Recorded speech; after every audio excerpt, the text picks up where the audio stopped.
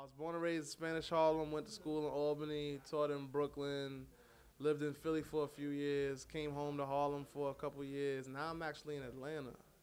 But it's always New York is home base, you know what I'm saying? I'm up here every chance I get, but I'm actually living in Atlanta right now, chilling, loving the weather, you know?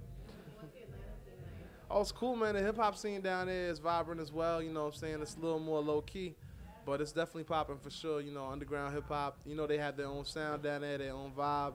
But as far as what I do, you know, sort of New York style, there's definitely a market for that too, man. It's beautiful. They just embrace all kinds of music, so. They appreciate you. Oh, for sure, man. Dope is dope, whack is whack. It ain't really about nothing else as far as I'm concerned, you know.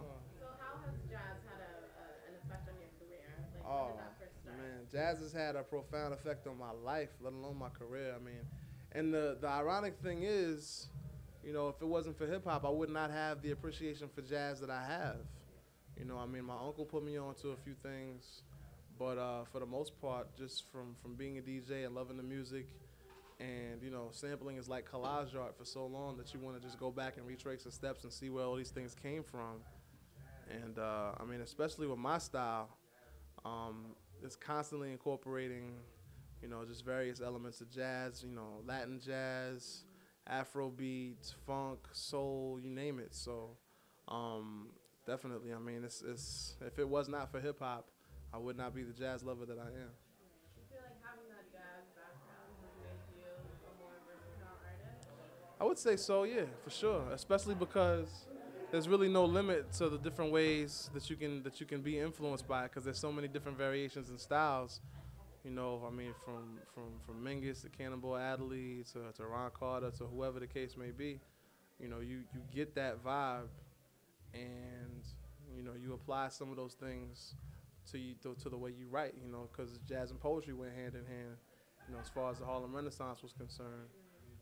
So you know, I kind of consider myself an extension of that era with what I do. You know, to get, you know, lyrical to the point where I can provoke thought and spark change, and musical to the point where I can inspire and help people get through things. You know what I'm saying? So it's a beautiful thing. Do you see any connection between the kind of struggle that hip hop has today and like what jazz is going through? Oh, absolutely. I mean, you know, as far as that constant struggle between art and industry, the constant struggle between trying to conform to what's going to be marketable versus trying to push the envelope of what's creative. There's always that. It was always there in jazz, to the point where, you know, in a sense where you have to kind of struggle between doing the old standards versus doing your own thing and hoping to be accepted, or, you know, what kind of chances are you going to take? It's the same in hip hop. Are you going to conform to what's hot right now, or are you going to be what's hot tomorrow? You know what I'm saying? You know, it's the difference between a one-trick pony and, you know, I'm sitting here 5 albums later still doing my thing, you know what I mean? So, like I was saying, then what happened is in stores right now, it's got production by a host of cats from Jazzy Jeff to the Beat Miners to DJ Spinner to Nicolay. I mean, so many cats came through and blessed the record, man. It was beautiful. I got a song, the lead single was called The Upgrade. I actually performed that tonight. That was produced by Odyssey, featuring Odyssey on the verse, and also Paz from De La Soul. So, I mean, the album's tight, man. People should definitely check it out. You can check it out at jlivemusic.com, j-live music.com, and the various social networks. You know, it's on iTunes, wherever you get your digital music, wherever CDs and records are sold, you can find it. So, well, actually, just dropped the digital booklet, or digital box set, excuse me, of my earlier works, which is Always Has Been, The Best Part, and All of the Above, my first 3 projects. So that's available digitally right now for a very like a super low price, just kind of like just to get that out there for all the people that might have lost the records or the cassettes back in the days, and they're rocking iTunes now. They want to get their little MP3s going, so it's available now.